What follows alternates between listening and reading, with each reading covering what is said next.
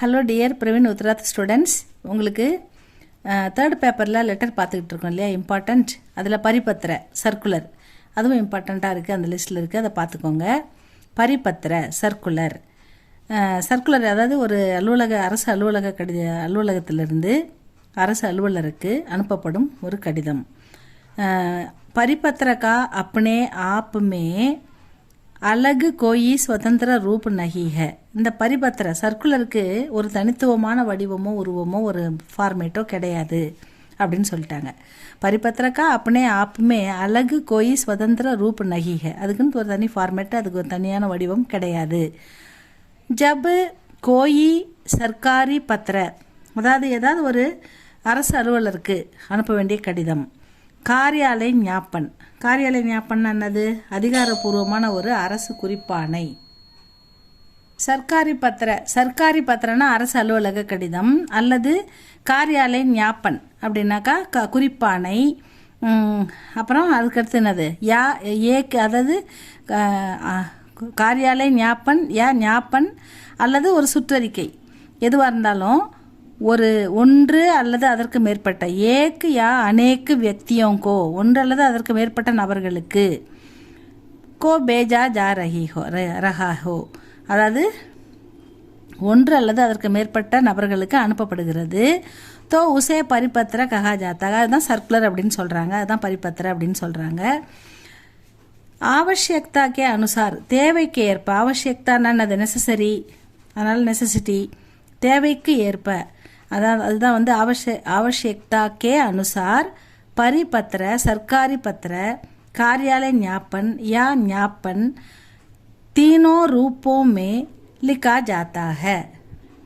இந்த இடத்துல மூன்று விதமாக அனுப்புகிறாங்கன்னு சொல்லிட்டாங்க. அதாவது आवश्यकताக்கே அனுசார்னா தேவைக்கேற்ப பரிபத்திர, இந்த சர்க்குலர், சர்க்காரி பத்திர அலுவலக குறிப்பாணை, காரியாலய ஞாபன் அதாவது காரியாலய அலுவலக ஆணை, அலுவலக குறிப்பாணை அல்லது ஞாபன் அப்படின்னா என்னது? மெமோ.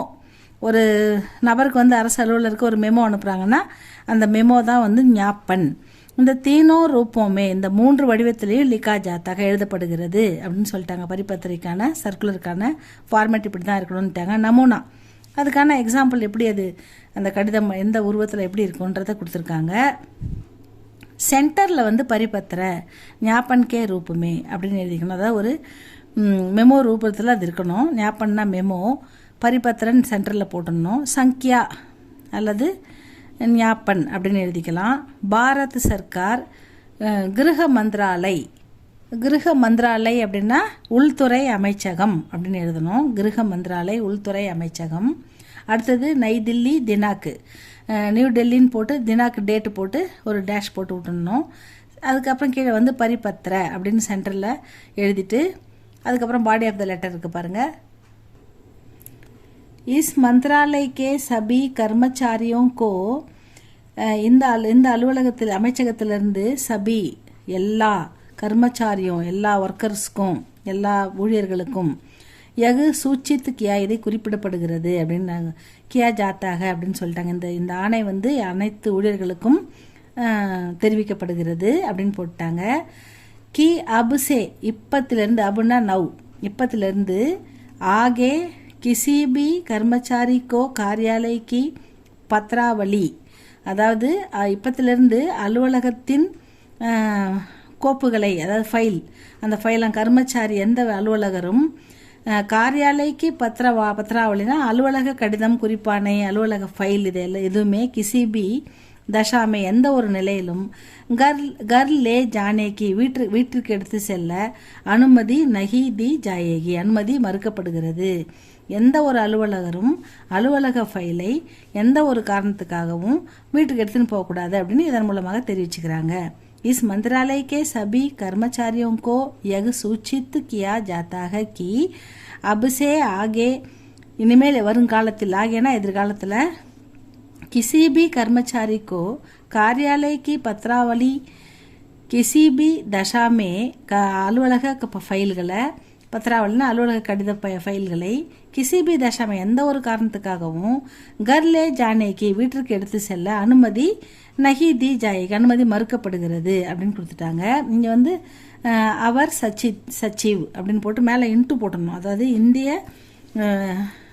மேல் செயலாளர், அவர் சச்சிவ்னா செயலாளர் அப்படின்னு போட்டுட்டு, இல்லை மேலாளர் அப்படின்னு போட்டு செயலாளர்னு போட்டுட்டு விதி மந்திராலய் பாரத் சர்க்கார், இந்திய அரசின் விதி மந்திராலயனா சட்ட அமைச்சகம் அப்படின்னு பார்க்கணும். விதி மந்திராலய் பாரத் சர்க்கார், சட்ட அமைச்சகம் இந்தியன் கவர்மெண்ட்னு பார்த்து போட்டுக்கோங்க.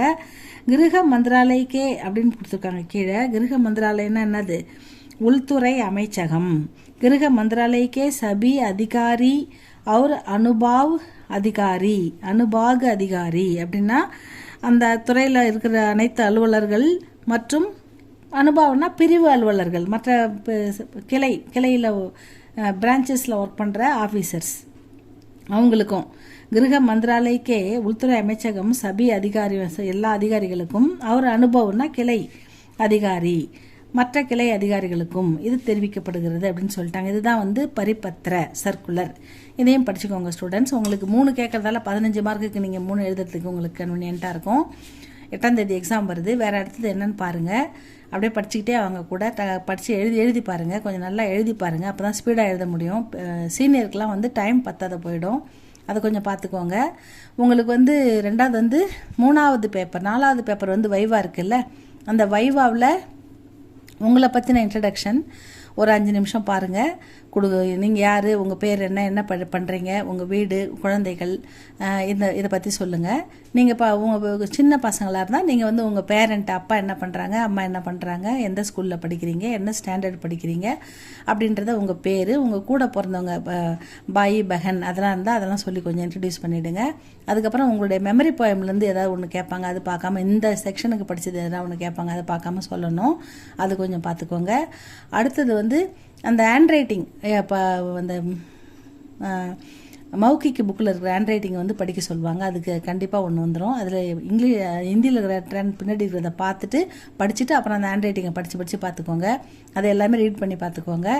அதுக்கப்புறம் வந்து நீங்கள் படித்த அந்த கேரக்டர்ஸ், உங்களுடைய இப்போ ராம் சீதா அப்படின்னா உங்களுக்கு என்னென்ன வருது, யாரெல்லாம் உங்கள் பாடத்தில் வராங்க கேரக்டர்ஸ், அவங்க முக்கியமான கேரக்டர்ஸை பற்றி கேட்பாங்க. அது கொஞ்சம் பார்த்து. இப்போ குந்தின்னா குந்தியை பற்றி கேட்பாங்க, பீம்னா பீமனை பற்றி கேட்பாங்க, அதேமாதிரி அர்ஜுன்னா அர்ஜுனனை பற்றி கேட்பாங்க, நிர்மலா அப்படி படிக்க நிர்மலா பற்றி கேட்பாங்க. அது மாதிரி உங்களுக்கு வந்து உத்தராத்துக்கு என்னென்ன கேரக்டர்ஸ் வராங்களோ, பைத்திலி சரண் குப்தஜி, அப்புறம் அந்த மாதிரி போயிட்டை பற்றி கேட்பாங்க. அப்படி இல்லைன்னா உங்களுக்கு பாடத்தில் வர கேரக்டர்ஸ் என்னென்ன வருதுன்னு பாருங்கள். அதை பற்றி துரோணாச்சாரியார் வராரு, அது மாதிரி நிறையா வரும் அந்த இதில், அந்த ஃபஸ்ட்டு பேப்பரில்.